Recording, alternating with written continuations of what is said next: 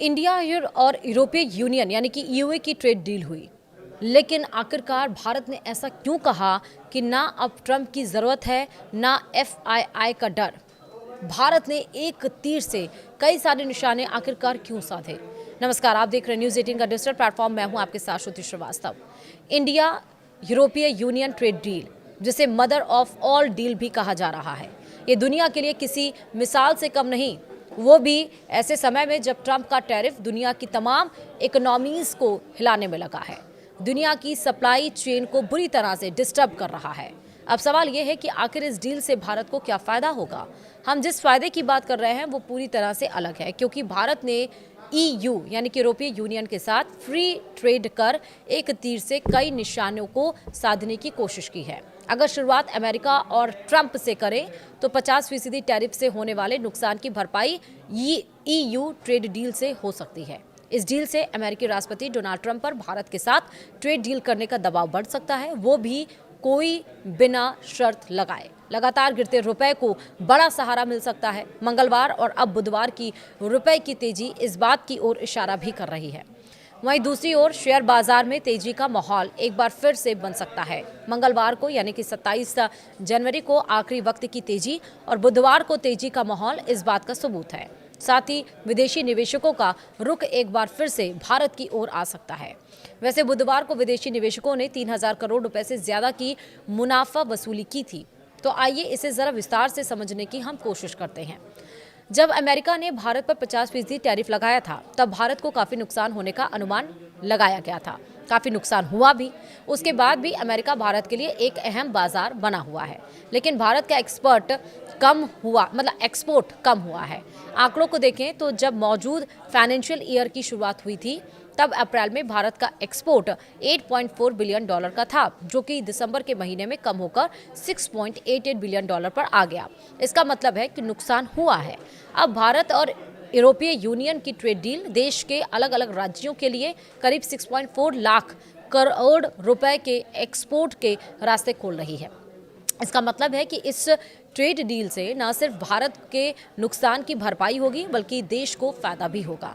भारत और यूरोपीय union trade deal को दुनिया की सबसे बड़ी डील कहा जा रहा है। इसका कारण भी है, भारत और यूरोप की आबादी 200 करोड़ के आसपास है। ये दोनों दुनिया की एक चौथाई जीडीपी यानी कि 25% इकोनॉमी को रिप्रेजेंट करते हैं। साथ ही 27 ट्रिलियन डॉलर के मार्केट को ओपन करती है। इसके अलावा अगले कुछ सालों में भारत और यूरोपीय यूनियन के बीच बायलैटरल ट्रेड 200 अरब डॉलर से 500 अरब डॉलर के बीच पहुंच सकता है। ऐसे में अमेरिका के लिए भारत के साथ ट्रेड करने का दबाव बढ़ेगा। एक्सपर्ट की माने तो अगर अमेरिका भारत के साथ ट्रेड नहीं करता तो यूरोपीय भारतीय सामानों को अपना ठप्पा लगाकर अमेरिका को महंगे दामों में भेज सकता है, जिसकी वजह से अमेरिका में महंगाई में बढ़ावा देखने को मिल सकता है। ऐसे में अमेरिका के पास भारत से डील में ही फायदा होगा। सिर्फ अमेरिका ही नहीं, बल्कि दूसरे देशों के साथ बंद पड़ी ट्रेड डील में तेजी देखने को मिल सकती है। साथ ही यूरोपीय यूनियन के साथ ट्रेड डील पूरी होने से दूसरे देशों के साथ भारत और अच्छे ऑफर्स भी मिल सकते हैं। हाल के दिनों में संकेत मिले हैं कि कनाडा के पीएम मार्क कार्नी मार्च के महीने में भारत का दौरा कर सकते हैं। साथ ही भारत और कनाडा के बीच ट्रेड डील के 25,000 करोड़ रुपए की यूरेनियम डील हो सकती है, जो कि भारत के न्यूक्लियर पावर प्लांट्स को नई संजीवनी मिल सकती है। वहीं दूसरी ओर दोनों देशों के बीच AI, new energy, crude oil और बाकी चीज़ों पर भी सहमति बनती हुई दिखाई दे सकती है। इसके अलावा दुनिया के बाकी देशों के साथ भी ट्रेड डील में तेजी देखने को मिल सकती है। जानकारों का अनुमान है कि Bharat European union trade deal से आने वाले सालों में देश की इकोनॉमी में बड़ा उछाल देखने को मिल सकता है। एक्सपर्ट के अनुसार देश को 5 ट्रिलियन डॉलर की इकोनॉमी बनाने के लिए ये डील होना काफ़ी ज़रूरी था। साथ ही देश की रफ्तार के लिए भी अहम है। मौजूदा समय में देश की इकोनॉमी ग्रोथ का अनुमान 7.2% लगाया गया है। वित्त वर्ष फाइनेंशियल ईयर 2027 के अनुसार 7% से नीचे का लगाया गया है, लेकिन यूरोपीय यूनियन के साथ हुई ट्रेड डील इस रफ्तार को 7% से ऊपर लेकर जा सकती है। साथ ही देश की 5 ट्रिलियन डॉलर इकॉनमी के टारगेट को जल्द पूरा कर सकती है। मौजूदा समय में देश की इकॉनमी 4 ट्रिलियन डॉलर से ज़्यादा की है और दुनिया की चौथी सबसे बड़ी इकॉनमी है। वहीं साल 2025 और उसके बाद जनवरी के महीने में शेयर बाजार में गिरावट देखने को मिली।